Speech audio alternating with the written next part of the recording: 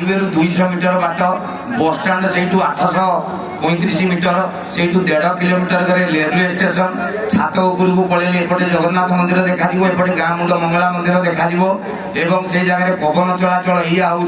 आपण सैड्रे या अच्छा ये जगह को छाड़ू ना ये टका ये जी टका कहता डबल टका सी लिखी तापर देखला ता घर को 40 खंडे लोक पलि आइले ये से दलाल को जेते ब्रोकर को कहला ना भाई ये मु घर बिकिबी नहीं से बोला मला तमे कहलो मु एडवर्टाइजमेंट देली तमे आज कहछ घर बिकिबोनी कारण कोन कहला मो घरटारे एते गुण अछि मु जानि नथिली